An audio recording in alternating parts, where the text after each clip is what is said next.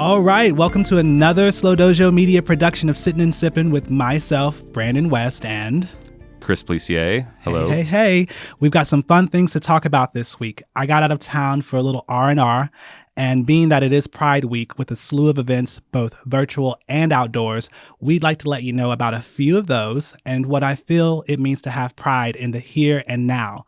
But first, you know what time it is. Chris, what are you sipping on? I just poured myself some coffee, so I'll be sipping on that. I'm just going to top it off really quick. Okay. I've always liked coffee. I think I drink a bit more of teas this time around. I noticed you got a whole coffee contraption going on there. What's that all about? Yeah, so it's a V6, just nothing too complicated. It's a V60 pour over. Start with some whole beans from Ritual Coffee Roasters, which is a local coffee roaster here in the city. Then like to grind those beans to a coarse grind. Not too fine, though. Not too fine? Okay. Not too fine. So it's essentially beans, boiling hot water, and a little bit of patience. Patience goes a long way. Yeah, I heard about Ritual, or I know of Ritual. They have a spot over on Valencia in the Mission, right? Yeah, yes. Nice. So, well, if you're in the city, in the Mission, stop by there and get yourself a little cafe latte. I noticed that you had a little bit more energy today. I myself am starting the show with one of my favorite teas, red oolong that I got from the lovely Song Tea over in Lower Pack Heights. If you haven't been, you got to check it out. It's so serene in there. But in just a bit, you know me, I'll be cruising on over to the Rosé zip code in just a bit. I prefer, I'm going to let you know, sparkling. Sparkling? Yeah, I like sparkling rosé over still rosé. There's something about the taste. But Okay. if anyone needs any gifting ideas, that's what I like to sip on. Oh, well, maybe somebody will send you a gift here very soon. You know, I have open arms. You know, I've never been a big tea person, but when I find myself drinking tea, I just end up adding so much crap to it. I add milk. I put maybe some honey in there, a little bit of vanilla. Damn. Add I don't know. I just put the works, and I don't know if it's maybe I'm not drinking the right tea. It's probably the case, but just trying to make it taste less like water, I guess. So maybe you should start with the tea, and that might help with the, not having to add so many things to it. Because I know you don't take anything in your coffee. You drink that black, but, coffee beans have so much flavor. Try loose leaf teas. Song Tea has some great options. But living in San Francisco, we have so many tea options to choose from. But I would recommend you check loose leaf out. Yeah, maybe I'll check out Song Tea. Yeah, you can give me some. Yeah, we should stop by sometime. Yeah, let's do it. But anyways, I'm excited to be sitting and sipping next to you again. Always. How was your weekend? Sounds like you got some much needed R&R. Why don't you spill that tea? Spill that tea, eh? See what I did there? I see what you're doing there. Learning the lingo. Yeah, it was great. Myself and a friend rented a car. A big-ass Buick SUV. I think it was an Enclave. And if we were not in the current state of a pandemic, we could have fit 7 or 8 folks in there. But we did not. I'll say that he had a free night at the Grattan Hotel and Casino, or as I originally called it, Graton. Graton, darling. He said, Brandon, that's real cute and classy, but it's Grattan. Yeah. They reopened last week in Roanoke, California. So he invited me and we talked it over to consider our safety concerns. Ultimately, we were fine with the information that we got from the hotel and decided to get the hell out of here for a hot minute. I had never been to a casino before, so I was pretty excited to check it out. And I don't consider myself much of a gambler. I like taking the money in more than putting it out. But I hear that. I wanted to live my slot machine fantasy, darling. There you go. Okay. We also drove about 25 minutes farther north to visit Guerneville. This was also a first for me. And let me tell you that I cannot wait to get back there, the people, the weather was so nice, the strolling and the quaint and so inviting atmosphere was such a breath of fresh air. I mean, it was just great to be there. And I think it was really great for them to have visitors, not just the locals, but tourists coming back into the town because they had just dealt with all of that heavy flooding not too long ago that really was detrimental to a lot of the economy there. And as they were in the middle of recovering, we went into this pandemic. So it was just one thing after another. Yeah. So it was really nice. We found a little table at R3. Everything was socially distanced. We got to sit at our table, and I enjoyed a couple margaritas and bought a big old sun hat to, protect all of this melanin. But hopefully next time we can get down to the river. Certain areas you had to have a reservation to enter. I guess that was their way of controlling the amount of people gathering. But all in all, yeah, I had a great time, and I'm very happy that I had the opportunity to get up north. Nice. Yeah, I'm so glad you were able to get out of the city for a bit, catch your breath. The world definitely has our minds in overdrive. This pandemic has created a world where much of our time is spent indoors, alone with our own thoughts. And that in itself can be really, really draining. Yeah, and definitely. And I just want to say that's what Sittin' and Sippin's all about, to me at least. To sit and chat with you and get these thoughts out of the self and into the open. I completely agree. That is what this is all about, to share our thoughts and just have these conversations, and also to invite our listeners. Since we started, this had so much feedback about how people just feel like they're in the room with us. Yeah. And that's great when you're spending most of your time by yourself. Yeah. I was in a weird headspace this weekend, especially on Sunday, which was Father's Day. Happy Father's Day to all you fathers out there. Happy Father's Day. My father unfortunately passed away on Father's Day of last year. And I was hesitant about sharing this story, but I'm going to share it anyways. But, it wasn't until Sunday, a year after my father's death, where I was finally able to really reflect on the memories I had of him. It was a really beautiful thing. And, in the end, he was battling Alzheimer's disease, which is a terrible disease. And I guess I just wanted to bring this up in case any of you out there are going through similar circumstances. And just realizing that those memories that he forgot, I'm able to remember and hold on to. So if any of you are dealing with anything like this, you can check out alz.org. They have a lot of resources. You're not alone. Part of living well with Alzheimer's is adjusting to your new normal and helping family and friends do the same. Knowing what to expect and what resources are available can make the process easier for you and those close to you. Chris, you can talk about anything you want here at this table. I continue to extend my condolences to you and your mother, and am so happy to hear that you're also finding more peace and ways to continue celebrating your father. He raised a good man. Aw. It's true. Thanks, bud. You got it. I love you, man. I love you too. So today we are going to talk about pride. Pride, everyone. Pride. Gay pride. Black pride. Trans pride. Indigenous pride. Gay pride. Sing it loud. I'm gay and I'm proud. Yep. We record these sessions to be released every Thursday. So as we are talking about this, the San Francisco Pride celebration has been unfolding all week and will continue into the weekend.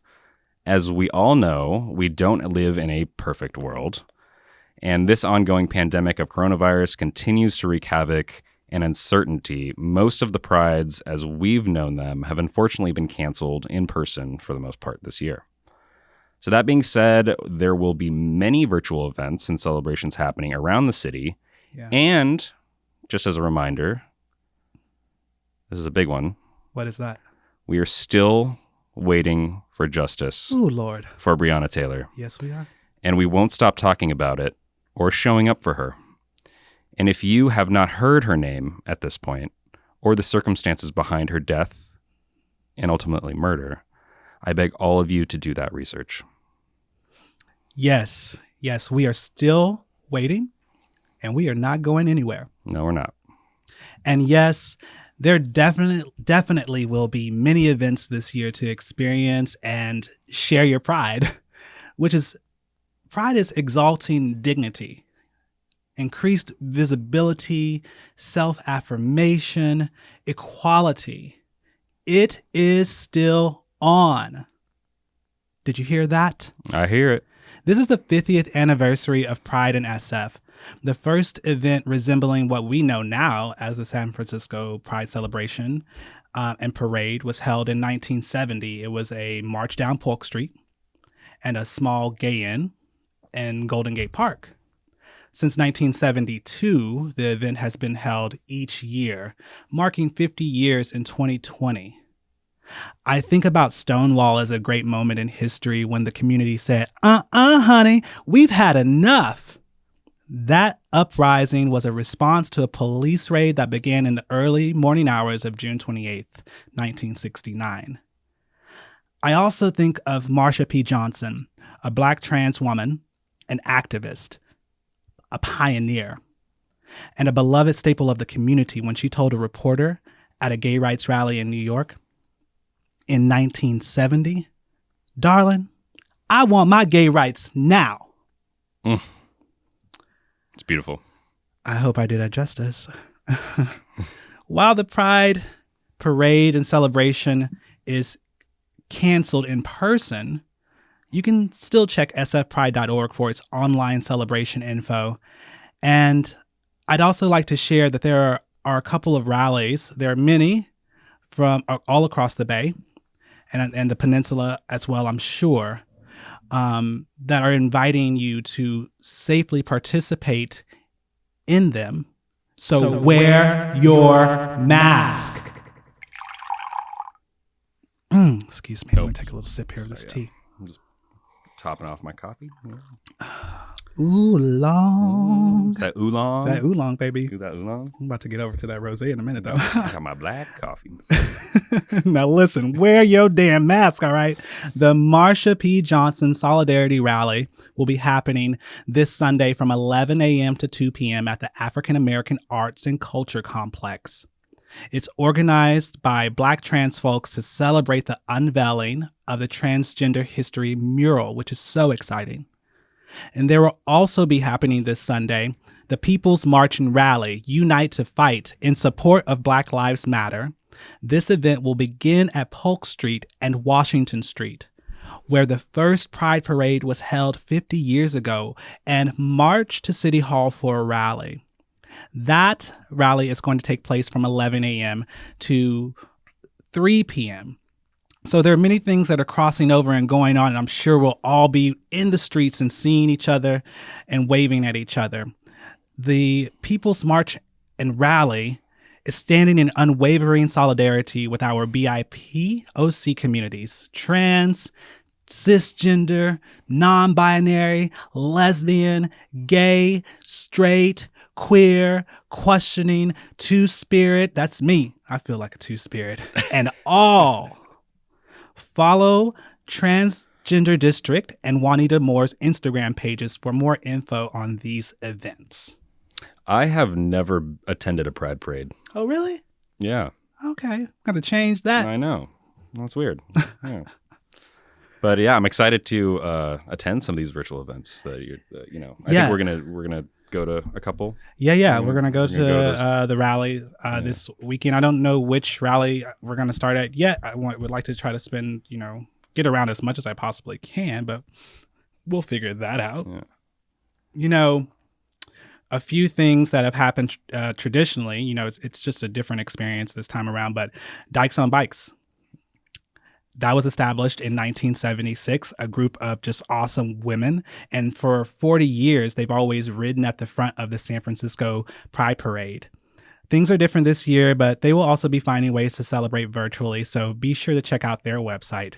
The pink triangle, which was once a symbol of hate used by the Nazis to identify homosexuals, is now a symbol of gay rights, and the nonprofit Illuminate will continue the tradition and be installing 2,700 pink LED lights in the form of a triangle on SF Twin Peaks. That triangle, the lights will turn on this Saturday night at 9 p.m. Yeah, 9 p.m. and will stay illuminated through July 10th. So there's plenty of time to see it, and you'll be able to see it from something like 20 miles, which is really awesome. Goddamn. But there's been so many like great floats and people participating. And I think this year also gives us some time to kind of get away from the concept or the fact that Pride kind of got into being just like kind of mass marketing thing. I think with this time that we've had at home and whatever, with all that's going on in the world, we've been able to reflect on the essence and intent of justice and equality and what it means to really come together. Pride is always the last weekend in June, so these events will be taking place this weekend, June 27th and 28th. Nice. Well, I mean, unfortunately, I think, the Pride Parade's canceled this weekend, so I won't be able to do that. But we're still going to parade our asses up and down these streets, honey. You know it. You know it. All right. Oh, Lord, I'm not playing. Well, I am embarrassed to say that I haven't attended any of the major Pride events in the past, but I am still living and learning, and I'm excited for us to experience those rallies and the virtual events this weekend. I think everyone should stay in touch with us. We'll be sharing photos and stories with you on our social media pages. Yes, we will. And, that's what it's all about, living and learning. So when I think about Pride and where we are now, I understand that the battle for equality is not one that is won easily. And then the end, put a period on it. No, this is a long, strenuous road that as we continue to march, it will evolve and grow our understanding of what equality really means. This is one of the greatest fights of our lifetime and that of the next, no doubt. Because you know what I like to say, you got work to do. Mm-hmm. We wouldn't be here. I know that's your favorite song. Oh, yeah. We wouldn't be here It's without... stuck in my head. God. Without the civil rights movement fighting for racial equality. We wouldn't be here without a Black trans woman standing up against oppression for all of her LGBTQ family. And we wouldn't be here without strong communities such as the one we have here in SF that fought for humanity, respect, justice, and adequate health care in the fight against AIDS. We wouldn't be here if every day there was not someone getting uncomfortable and changing their mind and others' minds about the status quo. Not just a parade. This is a celebration and a fight for life that is defined by being exactly who you are and not what someone thinks you're supposed to be. Okay. So I want to say to all of my LGBTQI family, I love you so much. I love you so much. We here at Sittin and Sippin, we love you so much. Yes, we do. Especially to that T, that Black T, our Black trans family. It's so important that you know, and I say, we see you, we hear you, and we got you back. So with that being said, happy Pride. Pride. Look, y'all, stay safe, and we'll talk to you next week. Cheers.